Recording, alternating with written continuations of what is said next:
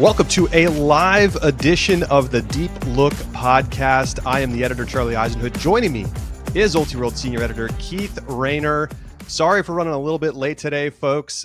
We are just troubleshooting a couple of technical things before we get the show started. Keith, it is an exciting day, a brand new seeding process for Club Nationals, and it's all going down right here live on YouTube.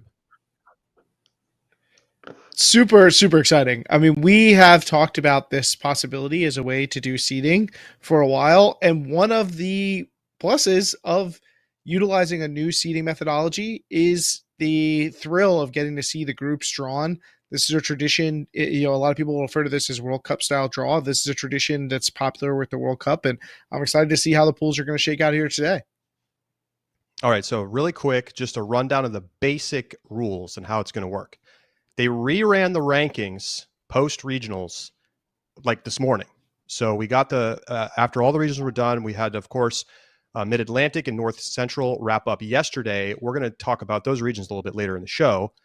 But first, we're going to do the live draw. So the top 4 teams in the rankings, don't worry about the head-to-head. Don't worry about anything else. It's just the rankings. The top 4 teams get placed into pools A, B, C, and D as the 1 seeds. Then the next 4 teams that qualified for nationals in the rankings are put into pot 2, the next 4 teams into pot 3, and the final 4 teams into pot 4. Within each of those pots, the teams will be randomized into the 2 spots in each pool, the 3 spots, and the 4 spots. Now that's all going to happen via a live draw in just a moment. And the only other rules you really need to know are that if there's a 2-bid region, the teams cannot be in the same pool together. And if you're in a 3-bid region, and this rule actually changed earlier today, FYI, the top 2 teams from a region in the rankings cannot be together in a pool. The 3rd team from a 3-bid region is allowed to be in a pool with one of the other teams from its region.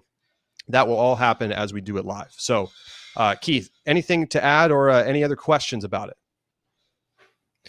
No, I'm just very interested to see how the pools are going to shake out. It's usually we come to this part and we're talking about the same pool of death, the same this and that, and now we've got a little randomness, a little variety and spice in our life.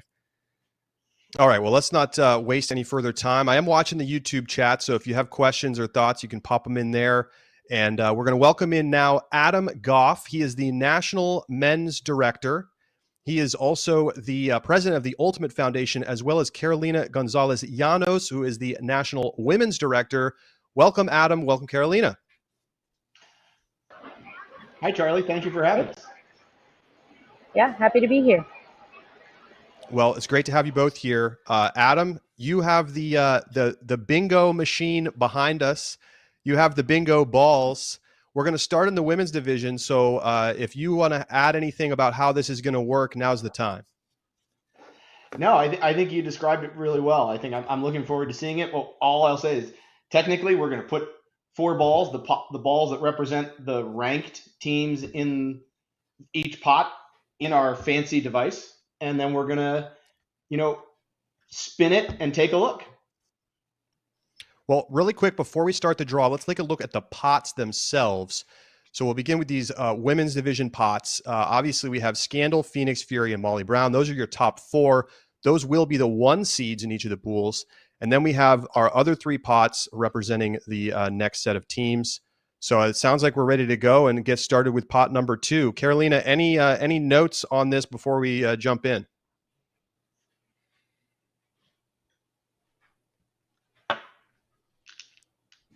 Sorry, I was muted and find the It's just like a Zoom call. I got to find the unmute. It's classic, yeah. No, nothing too. I mean, I'm excited to see kind of how this shakes out. These are all amazing teams. The difference between Brute Squad and Molly Brown is real tight. So excited to see where Brute Squad kind of falls in this lineup. But yeah, we'll see how it goes. And I think the only important thing to note is the part of the 3-team thing. Flip side cannot be in the same pool as Fury. So if that comes up, we will swap them in separately. differently. All righty. Adam, let's do it. All right. Drop those in. It's convenient for all three Northeast teams to put themselves in the same pot so that we don't have to avoid any things there. We're going to get this going. We'll give it a good spin. And we have our first team. So this team becomes A2. And it is 5. Which 5. That is Brute Squad. ranked team. So Brute Squad Right goes into Pool A with Scandal. Normally, of course, the 5 seed would be in Pool D with Molly Brown, but a tough pool to start for A. Scandal draws Brute Squad. Okay, let's keep it going. Let's keep going. All right. We have our second. So, and we have drawn 6. And since 6 is flip side, that works. So flip side goes into the B2. Phoenix gets flip side. So already flipping the pools in terms of difficulty right away. Which we knew that was going to happen. One down. Once or twice. It had to happen. And that won't be the only time. I've practiced and I've proven it. Hold it a little closer. Hold it a little closer to the camera for us so we can all see it real well there. 8. Okay, 8. We got ourselves an 8, which is bent. Bent will play Fury in Pool C. And, of course, that leaves just the 7. We'll confirm, of course. We will confirm if we can get the ball in, and it is 7. Okay, so 7. And that means that Molly Brown will play Sixers, and that's all good for region. So we're good to go. We'll talk about all the pools once we get done. So let's just go ahead and jump to the next 4 teams, Adam. All right. We have 9, 10, 11, and 12. Placing them in. And similarly, it's lucky for us that all of these are 3 of these are Northwest teams. And the first team going into A3 is 10, Schwa. Schwa goes into A3 with Brute Squad and Scandal. All right. Our second team is 12. Nemesis. That puts Nemesis in B2. I'm sorry, B3. All right. Nemesis plays Phoenix and Flipside. Go ahead. Excellent. So we still have Traffic and Riot on the board. Is 11. That would be Riot. There's Riot. So that's going to be Riot,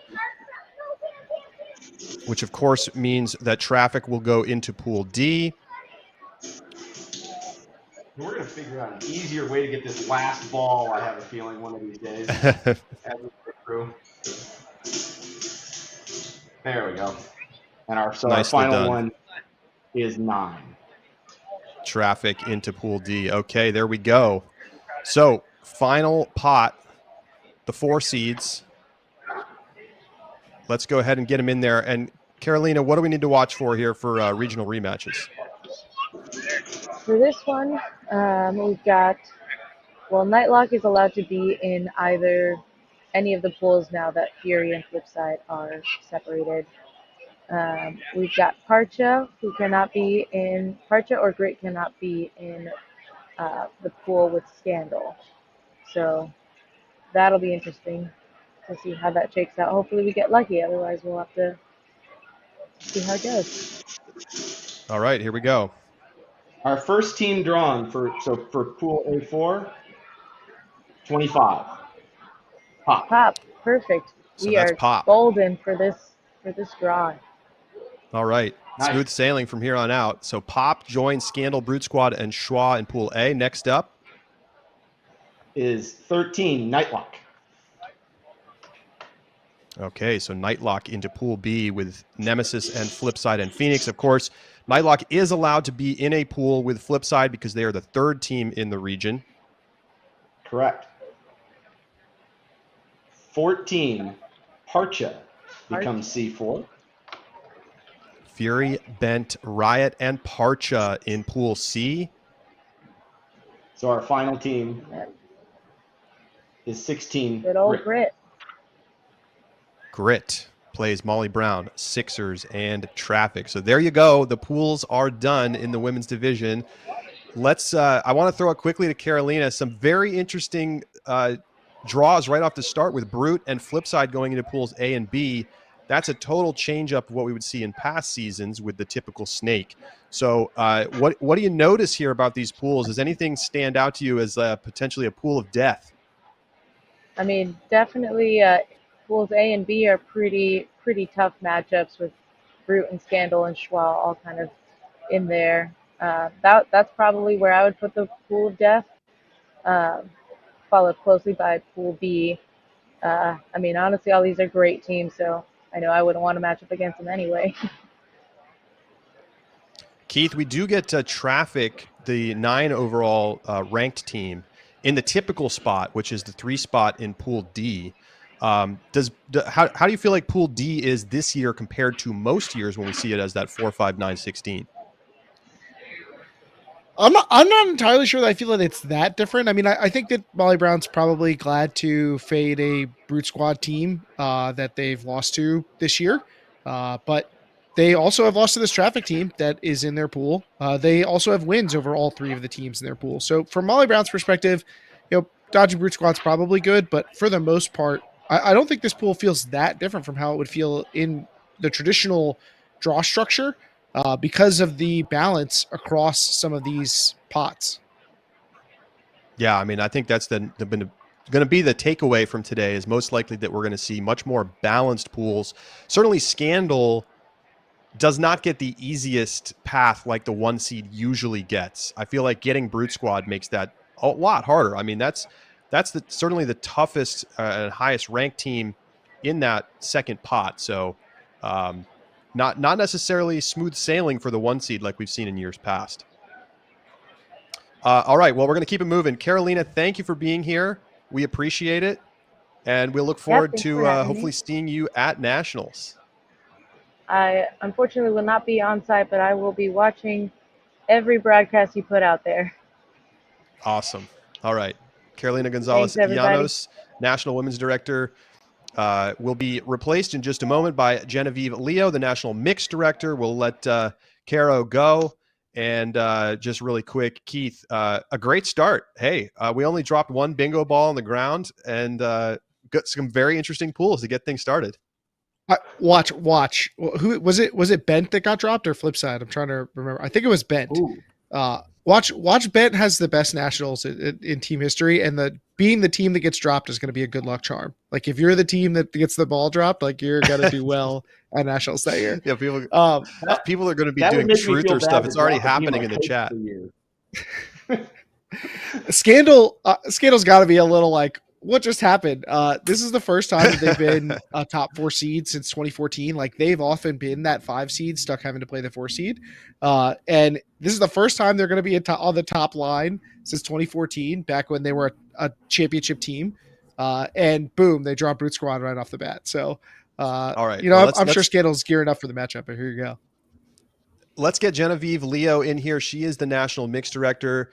Adam Goff, of course, is still with us. He's going to be doing the drawing all day. Genevieve, welcome. And first and foremost, congratulations on making Nationals with Rally yesterday.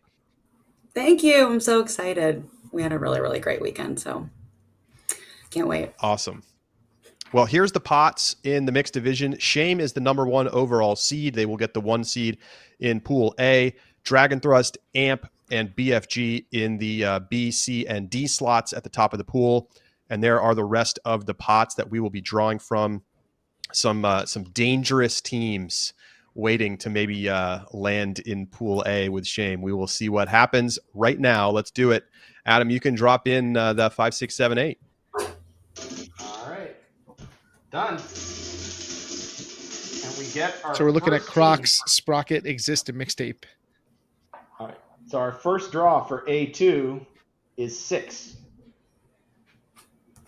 6. 6. That's Sprocket. Sprocket lands with Shame. Safely with Shane. I think we got one.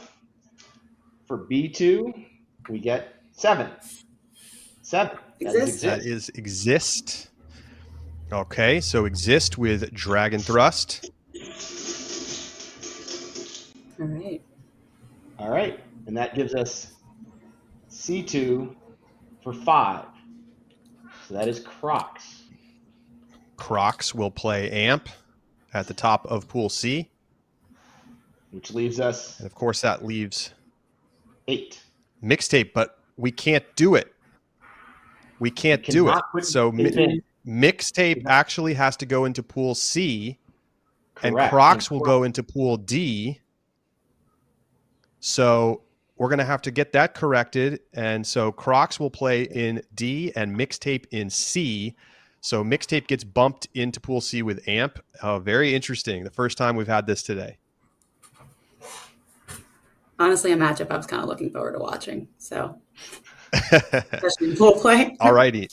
It's a classic. It's a rematch of many big games down the stretch at nationals, including in the national final.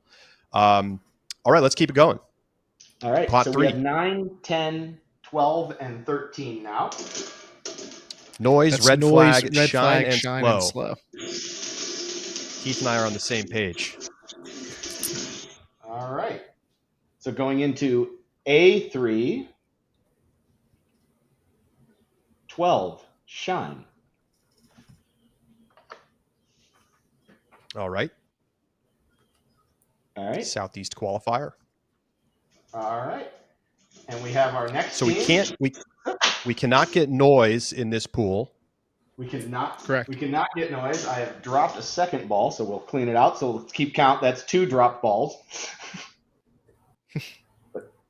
And it is 10. 10, which is red flag. So Red that is flag. fine. Goes E3. That leaves us. I'm just trying to keep an eye on the matchups. Jen will let us know if anybody has to watch out for as we try and get this thing to give us a ball. And we do. So for C3, we have 9, which is noise. Okie doke. That's good. That should give us. Leaves slow. You probably don't have to wait for And me that to is- figure this out. That There is we just go. fine. It'll be the 13. There we go. So slow will play BFG and Crocs. We go to pot 4. Keith? That's going to bring us Rally, Hybrid, Mischief, and Lawless. All right. We place those in. All right. It's giving us our first one. 14. That's a little harder to see. 14. That's So rally. And Jen, you get to see where you'll be. We'll get your reactions to your pool in just a moment, Jen. Yeah. Let's keep it going. A4. Pool B. All right. We have 16. Mischief. will be Mischief, B4. and that's fine. That's fine. Fine. All right. It's good to know. So we have Hybrid and Lawless to go. All right. And the next one is Lawless. You can see that. 17. 17. Well, yeah, Hybrid can't go in Pool D, correct? Well, I So was gonna Hybrid say- will be in That is correct. Pool C. That is So correct. Hybrid will Correct. have to be in Pool C, and we will have Lawless in Pool D because we cannot have Lawless playing in or in Hybrid, that is playing against Crocs in Pool D because of the regional rematch. So there we go. There's your pools in the mixed division. Genevieve, Rally, Draw, Shame, Sprocket, and Shine. How you feeling? I like it. I mean, they're all teams we've already played, which is exciting. So I know it'd be really great to play a closer game against Shane this year and have a nice little rematch against Sprocket and Shine. And how about, you see a pool of death here? I don't know. I mean, maybe Pool C, but it's only because Amp and Mixtape are jumping out at me. Noise, a semifinalist last year as well. Hybrid, a team that maybe Yeah. hasn't lived up to its potential this season. That looks pretty scary. Yeah, 2 seed of Exist in B Pool also kind of scary. Well, you could be excited, Genevieve, because the number one seed has not won Pool A since 2018, so it could be Rally this year. It could be. That's the plan. All right. Well, let's get on to the men's division. Genevieve, I'm actually going to ask you to stay with us here and provide some continued analysis, if you don't mind, as Adam gets ready to go ahead and draw from the pots in the men's side of things. We're going to take a look at those pots really quick before you do the draw. You can get the bingo balls ready to go. Here are the pots. Truck Stop is your number 1 overall seed, Pony the 2, Revolver the 3, and Chain the 4. So they will head up A, B, C, and D respectively. And we will draw from Ring, Machine, Dig, and Double Wide right now. Dig cannot be in a pool with Pony, and that's the only thing to know here in round 1. Adam, take it away. I think also Ring and Chain. Oh, you're totally right. Absolutely. We were talking before the show. Ring and Chain would very likely have been the 4 and 5 seeds together in Pool D in past seasons, but now that's not possible. Yeah, with Ring's victory over Chain at regionals, they may have flipped, but they would not have exited that 4-5. So it is a very interesting change. So from going from being locked together, they are guaranteed to be apart at this point. All right, here we go. All right. Going into A2. That helps solve that problem right off the bat, since we're talking about Ring. 5. Okay, we get the A2. 5. Second time in 2 divisions that we've had the 5 going to Pool A. Yep. In B2, we get Double Wide. And that is Ring, of course, with Truck. And then Double Wide in with Pony as the 8. Okay. And now we have 7. Dig. So Dig will play Revolver. Should be a very interesting matchup at the top of that pool. Leaving us. And of course, that leaves Chain playing Machine in Pool D. Okay. Next pot. Keith? 11. We have Johnny Bravo, Rhino Slam, Furious George, and Raleigh Durham United in the third pot. Yep. And our only one there will be to watch out for Johnny, avoiding double in B.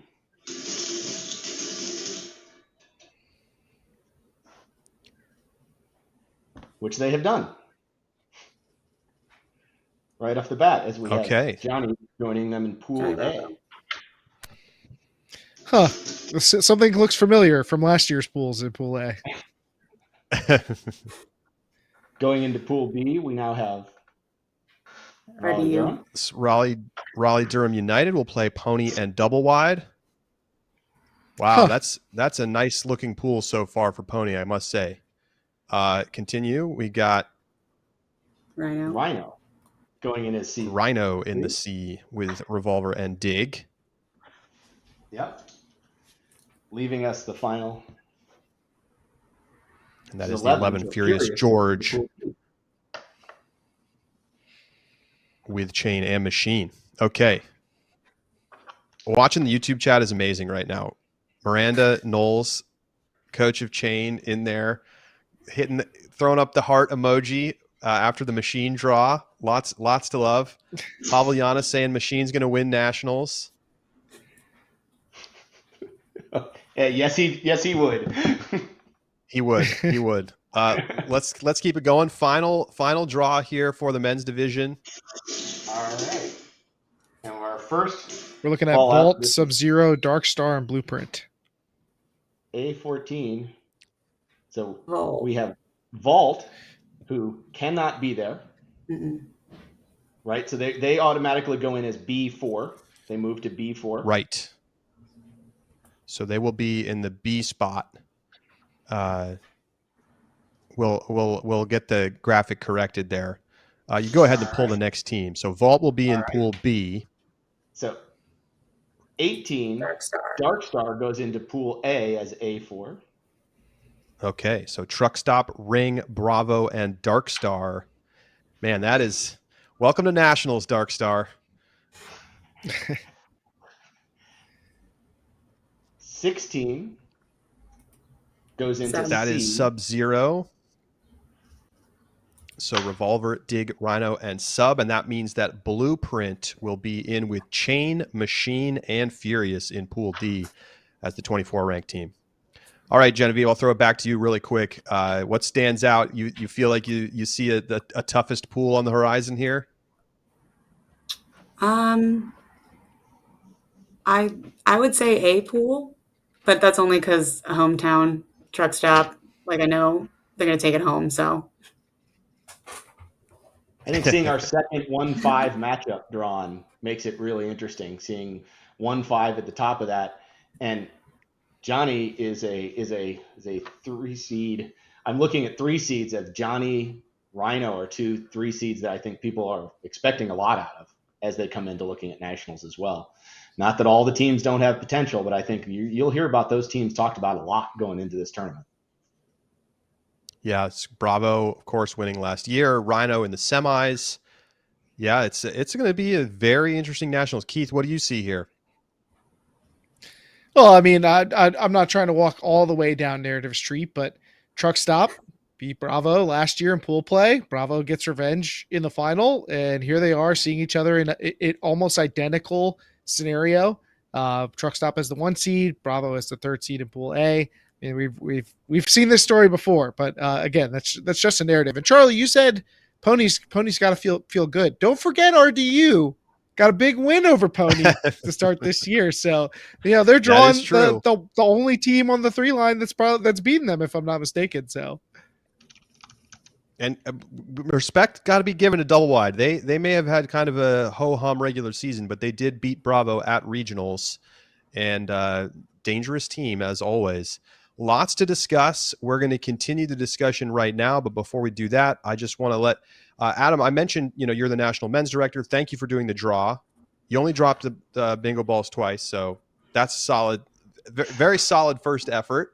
And you're also the president of the Ultimate Foundation. I think that's a relatively recent thing. So tell us about what we should know about the Ultimate Foundation.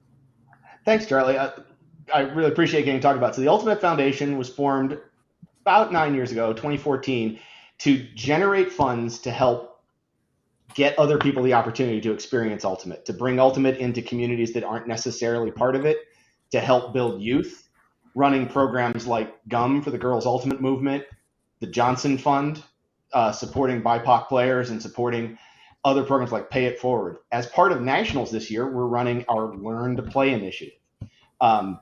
You'll see as we announce the strategic plan, the new USA Ultimate strategic plan very, very soon, that we listened very carefully, and you, the people paying attention, said youth, youth, youth. Help local orgs. So as part of that, we're starting with, at Nationals this year, we're running our Learn to Play challenge. We build Learn to Play kits, which are discs, cones, instructions that you can buy or you can apply to get for free. And we send them to groups like partnering with the Boys and Girls Clubs and other organizations like that. So we're challenging the Nationals teams who can to support one kit. It costs a little more than $100, and it gives us the opportunity to help out a bunch of other people play. And for everyone listening, if you want to support a kit, you can hit Ultimate Foundation. You can search us on Google, or it's ultimatefoundation.org, and you can go on and donate a kit yourself. And you can also see some of the other programs that we support, as I mentioned. So thanks, Charlie. A chance to get to start to talk about that. And you're going to hear a lot more about that as we try and fund a lot of these initiatives in the strategic plan. Well, I know that I've been up here talking about this for a long time on this show, so I'm excited to hear that there's going to be more efforts put into developing Youth Ultimate. I know they're hiring a new director of youth to be at the director level at USA Ultimate, so that's really good to hear as well. And looking forward to hear what more is to come. Thank you very much, Genevieve Leo, Adam Goff, for being with us here today, and super excited for Nationals. We'll see you there. Yeah, absolutely. See you there. Take care. thank you. Thank you. All right, Keith. Well, the pools are in. I want to take a look at them again, and we'll just run them down for those who are listening to this as a podcast, so we can just go through all of the pools. So I'm going to ask the producers to go ahead and show us one of the sets of pools. We'll go through all three and chat a little bit about them as we continue to break this all down. I think I can probably pull them up myself. I get to go back in the YouTube. Here we go. Great. So the women's pools. Pool A, Scandal, Brute Squad, Schwa, and Pop. Pool B is Phoenix, Flipside, Nemesis, and Nightlock. Pool C is Fury, Bent, Riot, and Parcha. And Pool D is Molly Brown, Sixers, Traffic, and Grit. I mean, I think we already ID'd kind of the key things. It still feels like Pool D has that 4-5-9 vibe, even if that's not what we ended up getting in terms of, Sixers being there instead of Brute Squad, Keith. I almost wonder when we're looking at it, and I had the same kind of feel. I was like, how influenced are we by seeing the numbers next to a team's name? Like, do you see that 5 next to a team's name? Does it make you think that team is the 5th best team or whatever, is the toughest draw? Because I mean, I think in general, the consensus is that Brute Squad is going to be the strongest team on this line. I mean, we've seen them go heads up against Sixers and be successful. So they're still the team that you want to fade, I think, from this grouping. But I think what ended up being one of the most interesting things was seeing teams shifted around due to the regional rules. Not even necessarily through the structure of the draw, but just that there is now a rule in place to move teams around that we otherwise might have seen playing against each other, as we saw with Chain and Ring when we talked about that. I think it's a no-brainer change that, even if they adopt a different seating style in the future, we should be looking to minimize regional rematches as much as possible at nationals. I mean, I think it's more fun for teams. I feel like it's more true to like how good teams are in some ways. Like, I want to see teams play teams that don't know them as well. I mean, I think, you see, like, for instance, Double Wide has beaten Bravo now 2 years in a row in the South Central final. And then, of course, Bravo won the national championship last year. And Double Wide hasn't sniffed a title in quite a while. So I think there's just something about those regional matchups that it's probably best for the worst team in a region in some cases to get a regional rematch. So this to me feels like an advantage for the teams that win their region to not have to play the next best team in their region. As a spectator and as a an ultimate fan, engaged person, it doesn't really bother me to have regional rematches. I mostly just want the most competitive equity that we can get. But it seems for players like it is an important thing. Like, they really prefer to not play against the same teams. A lot of teams, they go to nationals and like it's one of their only chances to play against some of these teams that they'll otherwise never see. And to me, that feels like low hanging fruit. You're really sacrificing very little competitive equity to provide something that players value. And as we see shifts around in prioritization for competitive equity, for spectator value, like, why not just take this thing that we know players like, that's fairly easy to implement, and make it a part of the system? So let's take a look at whatever division is next. We will just wait to see what comes up on the screen. And it's like its own random draw. Yeah, we're getting our own randomness right here in the middle of the show. Mixed up next. We've got in Pool A, Shame, Sprocket, Shine, and Rally. Pool B is Dragon, Exist, Red Flag, and Mischief. C is Amp, Mixtape, Noise, and Hybrid. I mean, what was Hybrid seeded last year, Keith? Were they like they were a really high seed?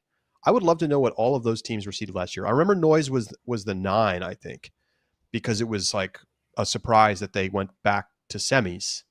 Let's see. Amp was the 3 seed last year. Hybrid was the 4 seed. Mixtape was the 5 seed. Were they? They were the 5 seed. Of course, they won. And Noise was the 9, right? Man, that is a brutal Noise was pool. the 9. I know it's a new year. Amp's really good. Maybe the favorite, possible. Like, I think Amp could be looked at as the favorite heading into this tournament. But with this pool, man, no one is safe ever, Keith. Well, I mean, this is last year's Pool D was Mixtape, Hybrid, and Noise. And so you're swapping out CLX for Amp. Like, of course it's scary. I just want to point out, Joe in the chat plays for Rhino, Joe Marmerstein. He says, personally, don't care about regionals rematches. Nationals is not about avoiding those.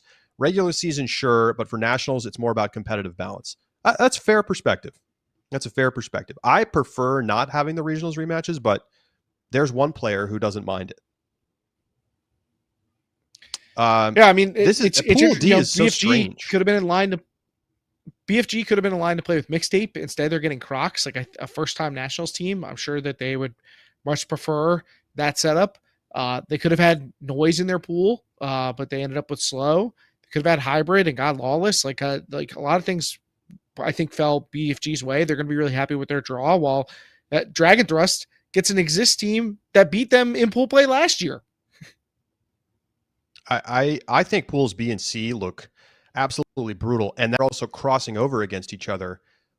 I think Shame and BFG have golden paths to buys into quarters. I mean, Shame's already been a good team, but well, that's fair. I get that. I just think like from what we've seen from these teams so far this season, like BFG and Shame are a huge cut ahead of some of these other, the other teams in their pools, as compared to pools B and C, where you have some teams in there. I mean, like even Mischief at the bottom of pool B is a regional champion. That's scary. Shame is in a spot that I'm very curious about. The 1 seed overall has gone 6-6 since 2018 in pool play. Playing at 500 level since 2018, including Shame, who went 1-2 and then got knocked out by Dragon Thrust in pre-quarters 2 years ago. So the 1 seed has not been kind to A1, and Shame is in that position where they have fumbled the ball in previous attempts. So I'm very curious what that's going to mean. I'm not particularly like terrified of Sprocket or Shine from a talent standpoint. Like those are good teams. They're not teams I want to take it lightly against, but they're not like the teams that are going to inspire. They're not the teams you're trying to fade, I think, on their specific from their specific pots. But Shame's going to have to be careful because they've hopefully learned their lesson last time that you cannot come into these games taking these teams lightly. It's nationals. They're too good. Delrico Johnson points out that AMP has played Noise and Hybrid twice this year and also played Mixtape. That is another thing worth pointing out. The regional rematches aren't always going to be a big problem because teams play a lot more out-of-region games maybe than they used to because of the new structure of Club Ultimate, and you just typically don't have those warm-up tournaments against local teams quite as often. Depends a little bit of where you are in the country and which tournaments you go to, but a team like AMP that goes to the US Open, they're probably playing lots of the other top teams before they get to nationals, and then it'll be all rematches for them in Pool C. I mean, AMP was the 3 seed last year, but they also were the 3 seed the year they won the title, so they're back in the 3 seed spot. Okay, let's continue with the men's division. We'll check out the men's pools now and run those down. So Pool A, Truck Stop, Ring of Fire, Johnny Bravo, and Dark Star. Pool B is Pony, Double Wide, RDU, and Vault. Pool C is Revolver, Dig, Rhino, and Sub-Zero. And Pool D is Chain, Machine, Furious, and Blueprint. I feel bad for Dark Star, Keith. I mean, it really doesn't get worse than that as a draw. Yeah, that's a tough draw. I think that's a really difficult position to be in, but I think that they're going to come in and stay Dark Star. We had Dan Baumgartner on the show, and he didn't give me any concerns that they were going to be like, oh no, we got good teams in our pool at Nationals. We got some Dark Star folks in the chat. William says, I feel bad for the rest of Pool A. Quinn O'Connor there you says, go. Don't feel bad. Easy. I like fun it. Stuff. Okay. If you're Pony and you could pick your pool, would you pick differently than the teams that they picked here? I'm actually being serious. Double Wide would for sure be the team they choose because they can't pick Dig anyway. And then next row, you've got to pick RDU, right? Maybe Furious, but you'd have a case to pick Furious. I mean, I know jokes aside about RDU beating Pony earlier this year, but I mean, that is just a dream pool for Pony, I feel like.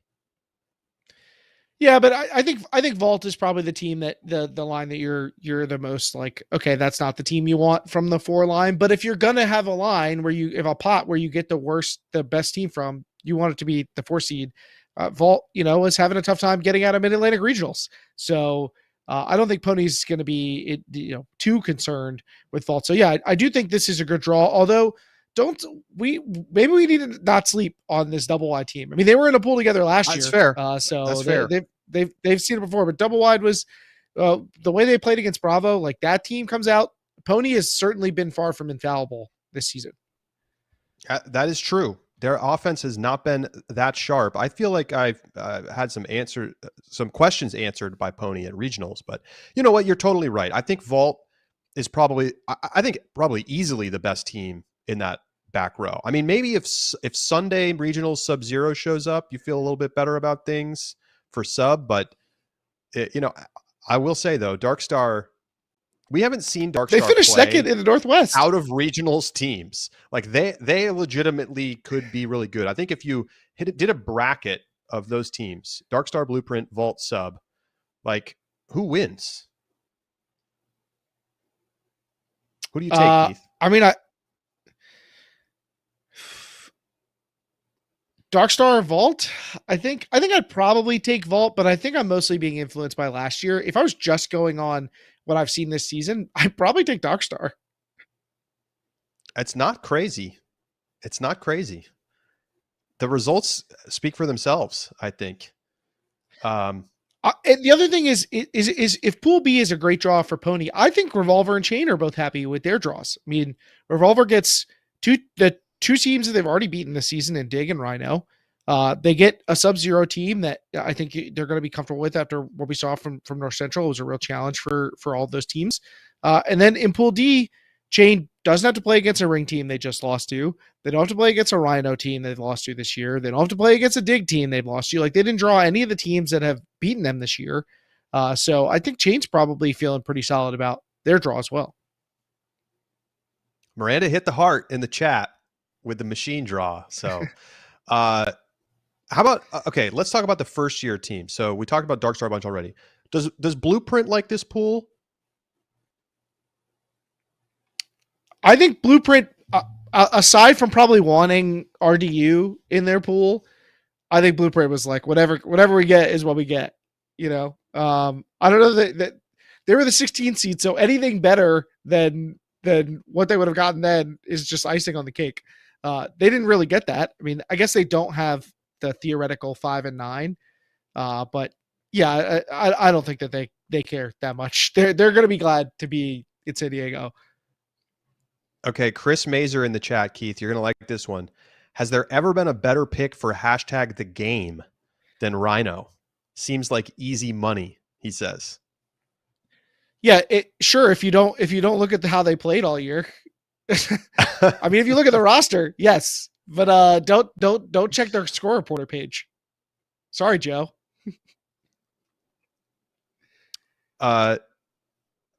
Jack Carroll wants to talk about Rhino's draw, saying it's pretty tough. I mean, I just don't know what I feel like. C feels really open to me as a pool.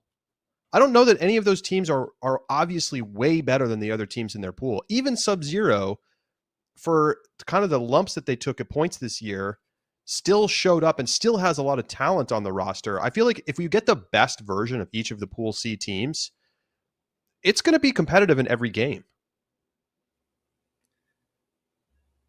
Yeah, I think that Dig is kind of the swing team here. I don't know that they feel like really solid, like they're a really good team, but they've played pretty consistently, it feels like to me, throughout the year, for better or for worse. You know, they don't have a ton of marquee wins, but they also have some really competitive losses. You know, they have a win over Chain this year, as we mentioned earlier. But you know, otherwise, like, you know, they have a close loss to Machine. They have a close loss to Vault. That's their worst result of the year. So I think that they're the kind of swing team. If they look really good, suddenly that pool looks a lot harder. If they are, you know, good enough to beat the teams below them and not good enough to be a threat, like, I think that that's a team that Rhino maybe could get one over on. But I just don't know exactly what to make of Dig, and certainly don't know what to make of Rhino. You've been waiting all year for the talent to show up, and at regionals was the best we've seen them yet. So maybe they're peaking at the right time. Well, it's going to be a lot of fun. Excited for nationals. It's admittedly really interesting to see the pools kind of get built in real time. And you know, I think some of the one seeds take the L here overall, right? Like Scandal sure. drawing Brute Squad, Truck drawing the pool that they get, like that's way worse than the old system where you ended up getting the 8, 12, and 13. Like typically the 1 seed is in a tier way above those teams and has little trouble going 3-0. And now you have to actually play, in some cases, some of the best available teams from the other pots. So, well, we have to that's for better unmarry or worse. ourselves from the seeding idea. I hear you. Right? Like, I think basically we have to say that 1 through 4 is mostly the same. I guess the 1 gets to play the 4 in semis if all things go to seed, so they don't have to play the 2. But for the most part, the difference between 1 and 4 are marginal in their value in the seeding. And in theory, you maybe 1 and 4 just aren't that different in how good we think they are. So why should 1 have such a big advantage over 4 when we come down to how the pools are set up, and the same down the lines? I mean, there's some interesting stuff, like Chain, for instance, gets to be the 4 seed, gets to avoid the other top seeds at the tournament. And they lost to Ring at regionals, and it was still their regular season was enough, and Rings was not good enough to for Ring to pass them in the rankings. So Chain ends up as the 4 seed. I could see arguments to be made for actually directly seeding those top 4 based on both the rankings and a subjective seeding, because it does feel a little unusual for Chain to be able to get the benefit of being one of those top teams when they lost the biggest game of the season. Yeah, but Chain also just reached the finals at Pro Champs while Ring I hear you. lost to Omen 15-11 earlier this year. Like, I think you have to figure out the balance. Ring had their chance to play better and did not. Okay, so let's see. I want to get to some kind of big picture trends. Keith, you pulled some stats on like seeding over the years. Any interesting nuggets for us about particularly the top seeds at nationals over the last 10 years? Yeah, I mean, we talked a little about the 1 seed in the mixed division. I think that's definitely some of the most interesting information. I don't know why the 1 seed has struggled so much in mixed, but it has been a consistent trend. Will this be the year that we see the 1 seed break through and finally win that pool again? It's been so long. In the women's division, we see that pool with Fury and Bent, Riot, and Parcha. Wow, we've come a long way from that Fury Riot matchups where it used to be like this was Titanic stuff. Fury has been a top 4 seed every year since 2010, basically just forever. They have not lost a game in pool play in that time. Like, you don't want to draw Fury in pool play. It's automatic. They go 3-0, take care of business, on to the next. They probably will do it again, but does Bent have a chance to beat Fury? Bent looked really good at points at regionals. It started to feel like things are coming together for a team that we've been waiting for that coalescing to happen. I think that there's a real chance that if that team can figure it all out in the right time, that they could be a threat. And Fury has not been a perfect team by any means, but you got to look at Fury's vast experience. All those years being a top seed is not by accident, but also has really prepared them for the rigor of nationals. Like, they know how to go through and win those games, and how to pace their day, how to prepare mentally, what to do in this month leading up. They've got all that down pat. So that's a big advantage for Fury, I think, in my book. I'm like, what'd you say the stat was in terms of 3-0s? They have not lost in pool play. I can go back to 2010. That's as far back as I can easily pull. They have not lost a game in pool play in that time. I can't even remember them losing in quarters. Has it ever happened?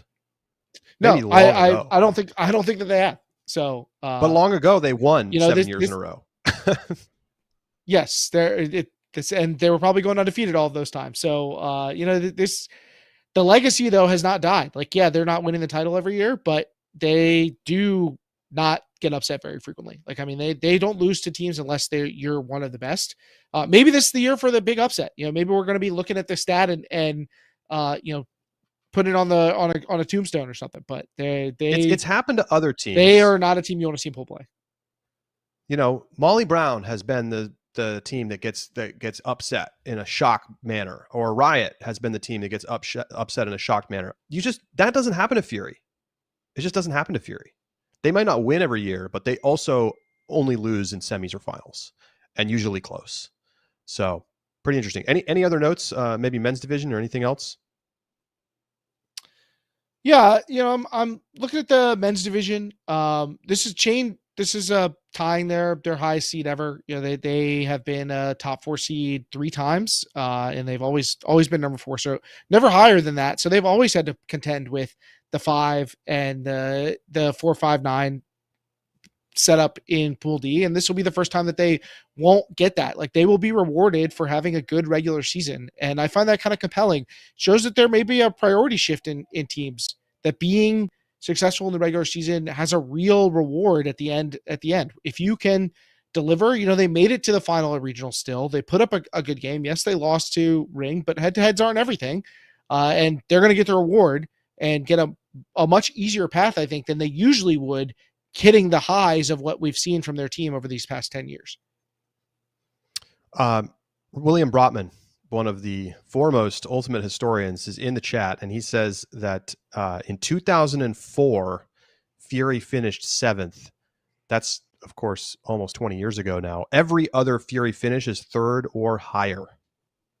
Incredible. Maybe unquestionably at this point, the greatest team in Ultimate history. When you look at it across the club divisions, I don't even think is there even another team that you would talk about? Maybe Dog, maybe Condors. That's it. Yeah, I'm not sure there's really a competition. All right. We're going to take a quick break. When we come back, we're going to break down the Mid-Atlantic and North Central regions and get you set up for the rest of this couple of weeks before Nationals. We're also going to talk a little EUCF, European Championships, taking place this past weekend. So we also got the question of the week. Don't go anywhere. We'll be right back.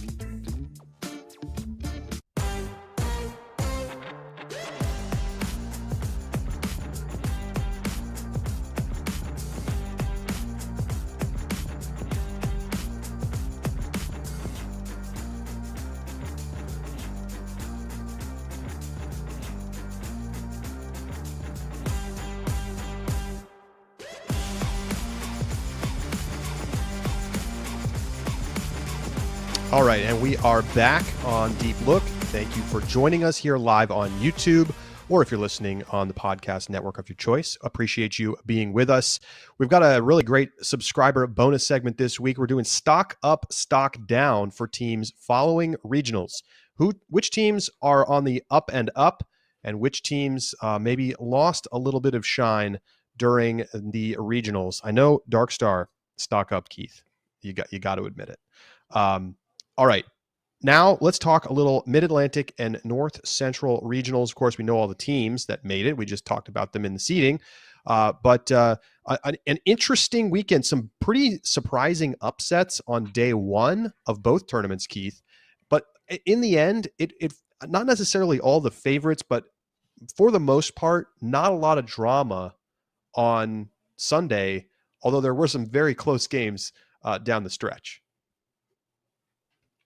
There were, but I'm curious about Mid-Atlantic, how much the shift in weekends affected teams. That's going to hurt who can come to some of the events. Suddenly all you took this weekend off, and now suddenly you have a different weekend. But we did see the top teams show out in the end. I think that the men's division was particularly compelling. We had some really tight games along the way. I think Garden State, Phantom put up some good results in efforts that didn't get them the bid, but did show that the region could be pretty competitive. But Truck Stop obviously in a different league than the rest of the region, and the same was true for the winners in each of those divisions in the Mid-Atlantic. The winning team just kind of ran away with it. Yeah, I saw some Vault guys in the chat, Matthew Neely, noting that Vault hasn't played Truck this year and didn't end up playing them at regionals either. So regional rematch, there is no rematch. Yeah, I was producing the streams this weekend, so I watched all these games down the stretch. We didn't really see Truck at all. I thought Vault, clearly looked like the next best team. Surprising to see them drop a game on Saturday, but I feel like we see that. Teams sometimes lose the game that doesn't matter as much on Saturday, and then come back and win when it counts. And I thought Vault looked pretty sharp. They need to clean up some things on their offense, I think, if they want to be successful at nationals. But they have some playmakers for sure. Some of the biggest highlights of the day coming from Vault. On the mix side, I was expecting we were going to end up watching quite a bit of the Rally Loco game, but Rally got up early and never let Loco back into the game after beating them the day prior. So, they look like clearly the second best team out of that region. And on the women's side, is it a surprise that Grit beat Parcha? I guess I don't really think so. They just come through and look like the second best team in that region. Of course, Scandal just from both the quality and the structure of the tournament standpoint, there was never going to be a chance for anybody to beat Scandal. No, and the Grit Parcher game came down to a single goal. I think that's about what I would expect from these two teams. They feel really evenly matched. So even though winning and losing there's this binary outcome, there are no draws in Ultimate. So Grit gets to walk away with the win and should feel good about it. But for the most part, it doesn't change how I view those two teams. I think that they're both solid teams. There was a lot of buzz because Flight, the top contender, I would say, for coming into the tournament, they lost to Zephyr, another Philadelphia area team. And so that felt like, potentially a meaningful result. But it's showing some depth in the Philly scene. I did hear that Flight was missing a number of players, so due to both injury and players who couldn't attend. So, take it with a grain of salt, but good showing for Zephyr. I mean, they came in as the bottom seed at the tournament. They get a big win over Flight. They beat Agency twice. So they have a lot to be proud of from the results. And for Flight, it's kind of back to the drawing board. They're a team that has been trying to break through and has just been unable to do it. And it's got to be tough in a 3-bid year to feel like you really didn't even get your real shot at it. Seems like they need to call up some of the players from Zephyr. I think that's like programmatic thing then in Philly. I am ready for a Philly women's team back at nationals. It has been way too long for a city with the tradition that Philadelphia has. I think it's a matter of time. So look, over the North Central side, Pop took care of business, never really in question for them. We watched the beginning of their matchup with Heist, just the best team in that region. And it wasn't really all that close. Kind of expected that going in. Wow. I mean, the men's division delivered, Keith. It was crazy. Mallard beats Sub on Saturday. And then that means that there's a Strike Sub-Zero matchup, General Strike versus Sub-Zero quarterfinal on Sunday morning. And Sub just crushed Strike. I mean, General Strike looked terrible in that game.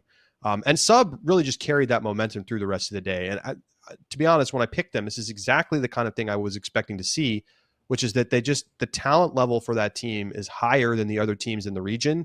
And if they showed up and played focused Ultimate, which I think that they did, they would just pull away as clearly the best team. And that's exactly what happened. Well, I mean, you say Sub-Zero crushed Strike. They beat them by 2. Now, the first half was a laugher, but Strike came back while nobody was looking and made a game of it. It was competitive down the stretch, but they simply played horrendously in the first half. Terrible. Look, I don't want to be too harsh, but this was not. This looks like a tournament where teams were losing games more than other teams were winning games. I mean, the games that I was watching teams just cough up leads, throw it away when they at crucial moments. I mean, just like, don't get me started on tough. Brutal turnovers. I mean, watching Kansas City United versus Noise in the game to go, which was a very exciting finish. Noise barely hangs on. They have to come back from down late in the game to go just to make nationals. We're talking about a team that has semis aspirations. There were some just brutal turnovers in that game, Keith. I mean, it was like agonizing to watch at times.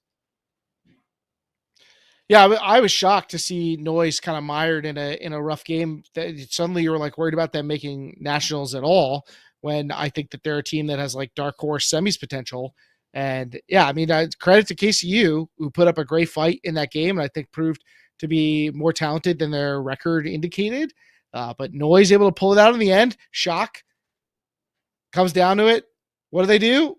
Robin Hucks for the game. Classic. I mean, that's well, it's a beautiful thing to have something that you can truly set your watch to in mixed ultimate. Crazy. Dragon took care of business. They, the early season Dragon is a distant memory. It almost feels like a figment of your imagination or something. Like, I don't know what the heck that was, but now since then we've seen nothing but good Dragon. All right, Keith has nothing to add. They're scary. I mean, they're a good team. I mean, I know there were people had their hands over the panic button after U.S. Open. They lost a lot of close games. It was a couple of different points. Nobody would have panicked at all, and boom, now things have turned around. But I've also seen Dragon stumble at the near the finish line. So I'm not taking anything for granted as we get into nationals. All right. Before we go, EUCF was this weekend, the European Championship Finals, and lots of exciting matchups there. Run you through the winners real quick. Clapham back on top in the men's division. They play a very impressive Mooncatchers team. Mooncatchers over Lafota 14-13 in semis. It was an epic game, but the magic ran out. 15-7 beat down from Clapham, showing off the depth and the quality and the improved preparation from that team as they took down another European championship, the winningest program in men's ultimate in Europe. Shout beats Jinx 15-7 in the final over in the women's division. The Italians just looking fantastic all tournament long, and looking deeper and deeper, it feels like, year after year. On the mixed side, how about this? Deep Space with the upset over Groot, 13-12. So Deep Space wins it in the mixed division. Keith, thoughts on European finals this year?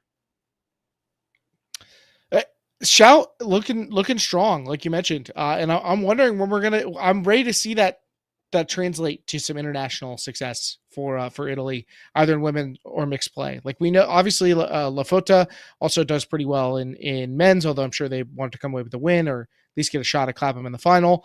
But there's clearly ultimate talent in Italy, and I'm waiting for those big international results to come in. International play, not outside of Europe. I'm saying in WIFDIF play, not necessarily in just European play. I know obviously this is an international tournament. So yeah, that's probably the biggest thing that jumps out to me. Clapham back on top, but is it a big three over there? Does it feel like it's Clapham, Mooncatchers, and Lafota? Like I don't know, who else might be in the mix in Europe in men's ultimate, but it feels like it's kind of coalesced into that big three. Well, you certainly don't look at the other teams and think they have a chance to win. I mean, Gentle played well. They lost 15-13 to Lafota in the bronze medal match. Wall City was good, but those are not teams that you think really have a chance to win the tournament. That's for sure. How'd KFK do? Isn't that the team that picked up all the Carleton guys? I think they did. They lost 15-9 to Mooncatchers in the first round of the bracket. Okay. Just keep an eye. Okay. I think they had there were 7 or 8 Carleton guys who went abroad together. You ready? And all played with the same club team.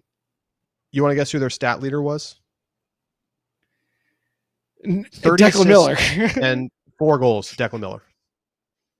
Yep. Yeah. He's going to be that guy. He's back from the injury. Amazing. He's going to have a killer college season. What a coming steal up. Keith, in the dynasty draft. What a steal. Fall college season is here. It's almost time for the big tournaments. I can't believe it. Is Carleton just doing their fall college season in Europe? It seems like it.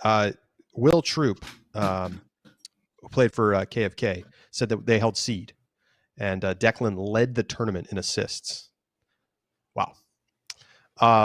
Okay. Question of the week, and then we're going to show you the pools one more time. Give everybody a chance to look at them before we go. Keith, what is our question of the week here on Deep Look? All right. Our question of the week comes in from Discord from Matt Graves. What would be your draw of death / draw of life? So I guess that's what would be the perfect draw if you wanted to win, and the perfect draw if you wanted to watch total chaos in each division. And if you want to submit a question of the week, get up in the Discord. You can hit us up. Let's put the pots back up. I want to look at the pots because that's really where it comes down to thinking about what the draw would be. I feel like a couple of the pools were close to what they might have been. So we'll start here in the men's division and take a look at these pots. So obviously those first four are locked in as the A, B, C, D, 1 seeds. So like best available is probably truck. And then do you say ring or machine, Keith?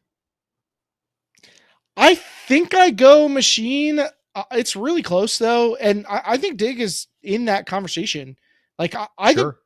think that second pot is pretty balanced. I think I'd go machine. I feel like if all these teams play the best ultimate that they can, machine's going to have the best ceiling of the four of them. So I think machine's the team I would super high. put in the pool of death. But I feel like we haven't seen, like I haven't watched good ring yet. Like they just kind of like just don't bother with the regular season, it feels like. But sure, one of those two. And then I would probably say Rhino personally, but I definitely understand if you say Bravo. I can't get away from thinking Bravo could be so good. Are they going to have Alex Atkins? Are we going to see a healthy Atkins? Like, I feel like Atkins makes a big difference. I mean, he might be the best player on that team besides Quinn Finer. So, yeah, I think I'd say Bravo, but I don't blame anybody for saying Rhino. And then in the fourth pot, I mean, I think it's tough to decide which of these teams is the best. I think I'm going to say Dark Star. Wow. Yeah, I mean, I said that I would, if the teams played, I would probably take Dark Star. I think at Nationals specifically, I think Vault is the strongest team because they have the Nationals experience. Sub-Zero could be coming around. I know I was hard on North Central men's, but they could be coming around. But yeah, I think Vault is a team I'd want to fade given their Nationals experience. Okay. Easiest draw. What's your pool. Yeah, easiest draw? Pony's pool. I mean, I don't know. Like they get double wide RDU and Vault, right? I mean, it's not the absolute maybe easiest. I think probably Blueprint looks like you'd figure they would be the weakest team in Pod 4, and I would hear an argument for Furious being below RDU, I guess, but I don't know. Pony really got a nice draw, Keith. Yeah, and I think I'm with you. And this is a team that, correct me if I'm wrong, but were people in the preseason not saying, like, could this be one of the greatest teams of all time? And now they have the softest pool at Nationals? Like, come on, what are we doing here? Yeah, well, it's going to be interesting. All right, let's go to the mixed division. Take a look at the mixed pots. And let's see. I don't know. This is tougher. I feel like mix is super tough because teams are so variable in their quality. Yeah, have fun with this. Times. I think the pot 2 is easy. For the toughest, I think I go amp, mixtape. Honestly, noise. Like that pool is insane, Keith. I can't believe that amp, mixtape, and noise ended up in the same pool. And the last one, I don't know, probably hybrid. I think literally they got the worst possible pool. Like amp just got killed. They got the worst pool that they could get. It's a gauntlet. Yeah, it's a very tough draw. I mean, maybe I'm being unkind to Exist. I think we're cool on them because we had such high expectations coming in the year. Yeah. But like, is that not the same thing about Mixtape? Like, we thought Mixtape was going to be all that in a bag of chips, and then they kind of had a tough regular season, but they pulled together regionals. So yeah, I think I'd probably go with the same thing. I have no idea about Pot 4 though. Hybrid is a team that like I thought coming into the year could be really good. I don't know that I've seen that. Like honestly, the best performing team in Pool 4 is Pot 4 has easily been Mischief. I think that if you're just going on how they perform this season, Mischief is by far the team I would not want to face. So I think I might actually stick with Mischief as being the most dangerous team in Pot 4. Team I want to avoid. lightest pool would probably be for me Dragon, Sprocket, Slow, and Lawless. But maybe Rally. I don't know. I'm kind of fading the Northeast. Yeah, you really are. I'm not sure if that's I think right, I'd have an right or entirely wrong, different but- set. Okay, go. Well, Go. I think I'd have to put Crocs at the bottom of pot two. That was the other team. That's the other team to think about. Yeah, I think I'd take Crocs Shine Rally. I think maybe Lawless those are though. all the other I think that the potential case for picks, Lawless yeah. is there. Yeah. All right, let's go to the women's division. Take a look at the women's pots. Of course, you've got your top four: Scandal, Phoenix, Fury, Molly. I don't even necessarily like who's the best team in pot one right now that you would just say that this is, without thinking about it, they're the team that's favored to win nationals. Go. Scandal. Okay. I'll live with that, but I think it could be Phoenix. But anyway, Scandal, and then it's got to be Brute, it's got to be Traffic, and then it's more of a question for me in pot four. But I think there's very clear hierarchy in the women's division. Pot four feels like you could roll your dice. Any of those teams could feel very similar. I think Parcha has the highest ceiling of the four. I think, but I don't even really know that. I say that with very little confidence. So I think if I had to pick, I'd pick Parcha as the toughest, the team I wouldn't want to face. I think I'd still say Nightlock. That's how good the Bay Area is. So I take the highest ranked team in each pot would be my pool of death.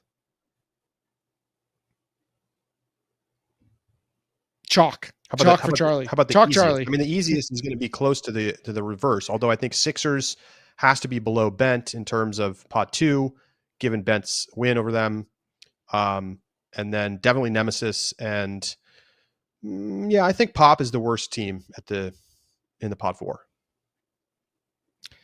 Yeah, those would be my picks as well. Credit to Pop though. We didn't talk much about them because they made North Central regionals pretty uninteresting, but that's what you want to see them do, is go out and whomp everybody so they look like they're really a nationals team and not a team that's just in a region that was going to gift them the spot. So they did what they were supposed to do. So I would not be surprised if they don't finish 16th or anything like that. If they sneak one out, that's possible, but on paper they're the weakest team. Alrighty, so let's show the pools one more time. We can stay to the women's here, and let's just show the actual pools as they were officially decided. And so there they are. If you're looking to take a screenshot, now's the time. Pretty interesting. Phoenix flip side, that's going to be fun. I feel like, did we see that matchup last year? I feel like that's going to be a great game. I like all the top two matchups. Scandal Brute is the best pool A 1-2 matchup in ever. That's like Brute could win that game, Keith. Absolutely. Of course. Yeah, these are there's something to like in every pool here, I think. Absolutely. Let's go to the mixed division pools. There they are. Amp mixtape noise hybrid. Holy smokes. BFG just living the dream in Pool D. I mean, unbelievable. Pools A and D, the difference in scary factor between B and C, very scary, and A and D, not so scary, is just wild. I mean, I feel like if you're a lower team, you got to be like, wow, Lawless is like, oh, well, we could get the top spot into pre-quarters and play a crossover game against a team that we're better than and go to quarters. Like, everybody's going to feel like they can make quarters. And then in pools B and C, two great teams are going to get left out and not even make the bracket. Yeah, that pool C is obviously going to be the one I think everybody's going to be looking at given their recent accomplishments of the teams involved. But, don't sleep on Pool B. Like I said, I think Mischief is good. We've seen what happens when Red Flag is clicking. But they could be on upset alert given that Mischief, I think, is the strongest team from their pot. And what if Exist figures it out? What if they figure it out? We've been waiting all year. I know. That's what I'm saying. They could be the scariest team in the second pot when all said and done. All right, let's go to the men's division. And one more look at the pools picked earlier today by Live Draw. Truck Ring Bravo Darkstar. Wow. That and Pool C, very interesting. Very interesting. I feel like, the winner of the Chain Machine game is going to feel really good about their chances to win the rest of their games. And Pony, my God, like I'm going to get messages. I know it. Like Brian Jones is going to text me and be like, this is the dream pool. Cody Mills is going to be like, this couldn't have gone better. I mean, I feel like maybe I'm slandering Double Wide a little bit here, but I just don't see Pony losing to Double Wide. I just don't see it.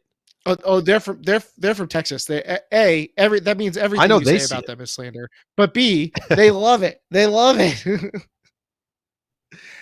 Yeah, I mean, they're going to be like Jimmy Butler. They're about to put out the someone this is tampering tweet right now. I mean, like check the text of Adam Goff and Brian Jones and Cody Mills. Like, what's on BVH's email server right now? Because that's what people are going to be saying. Board member alert. What's going on here? Who spun the wheel? Was that all pre-recorded? All right. That is going to do ball it for this drop. What happens during the ball drop? What happened? What happened there? Like, think about it. That's going to do it for this edition of Deep Look. Join us in our subscriber bonus segment for Stock Up, Stock Down as we take a look at teams post-regionals and break it all down. Thanks to our producers, Aiden Shapiro-Layton and Dana Matson, for pulling this all together for us. And we appreciate you tuning in live here on YouTube. Make sure you like and subscribe, and we will see you in 2.5 weeks at the National Championships in San Diego. More to come on Deep Look.